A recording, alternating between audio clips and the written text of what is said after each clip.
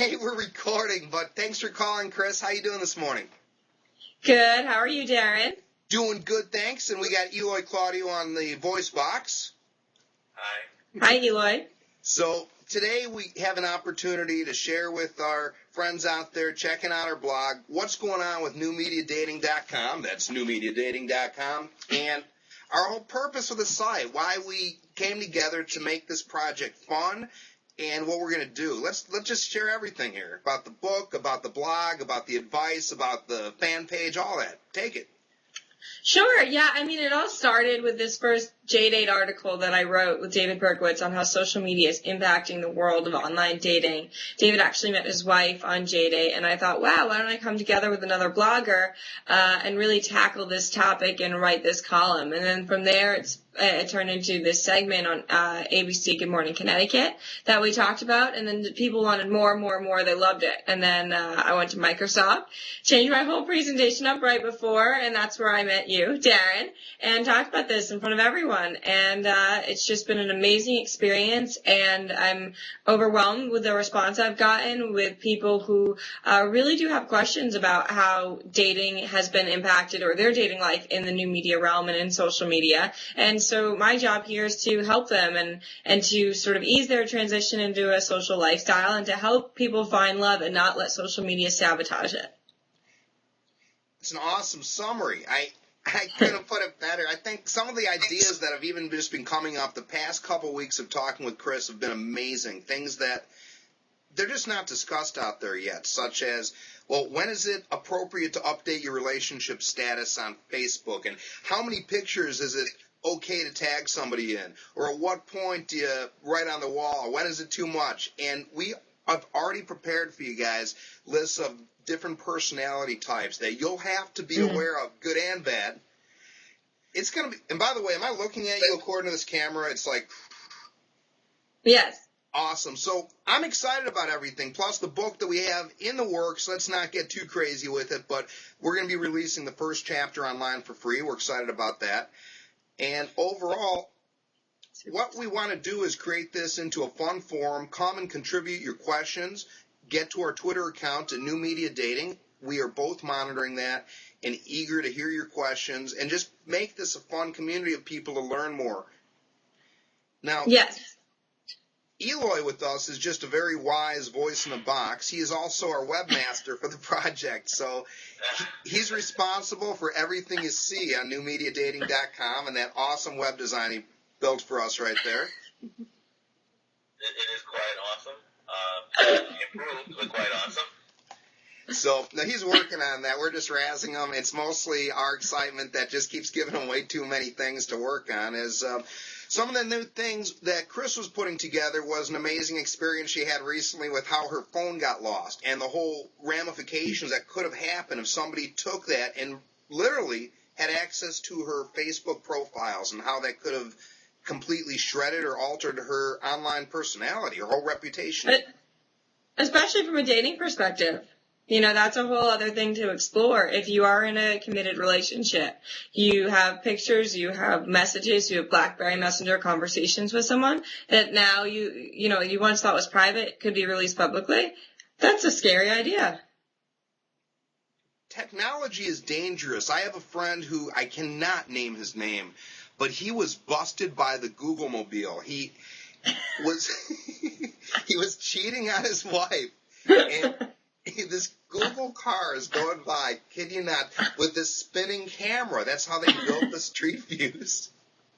And I can't believe that. So what are your tips? I mean, one, don't cheat on your wife, but two, yes, be careful. Yeah, we're going to have a whole column on how to effectively cheat, led by Eloy Claudio.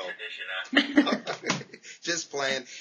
Basically, it's a new media revolution. The whole thing that's going on, everybody, yes, it's high tech, but it makes it more of a small town feel. Everybody knows everything, and there's ways that you may want to take a look at how you live your life so you can have a little privacy when you want it, and you know what's appropriate to take publicly. You need to be real clear with somebody you're dating on what's important to you in that regard, and if you are going to blog about things, you need to be mutually understood on the levels of that.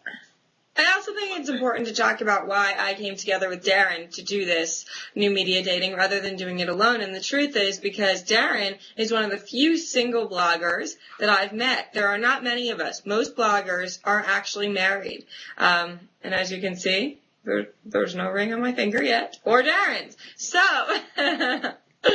this is a central reason why we are able to come together and help you guys with this, because we're going through this ourselves and we're able to write and blog about our lives, which, we're really redefining the barriers. And we are talking about things that no one has talked about and putting our lives out there very publicly in hopes of helping you. And obviously anyone that's in our lives we will never disclose or be anonymous about it.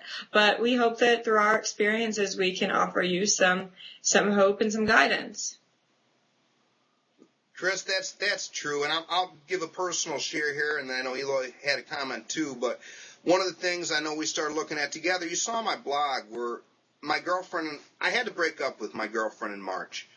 And I really had stepped away from Twitter and everything just for a little bit because I didn't want to overshare. I didn't want to let people into any private thing. I didn't want to embarrass any. I didn't want to do anything that I wouldn't do in real life.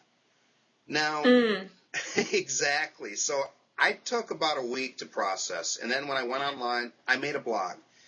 And I put how I felt. I put about the great experiences I had with this woman and the benefits and the awesome things that I grew as a man from being with her for 3 years.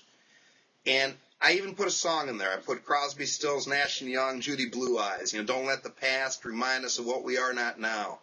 It really resonated with how I felt. I really just looked at the beauty that came out of 3 years with another human being, and I didn't dwell on anything negative.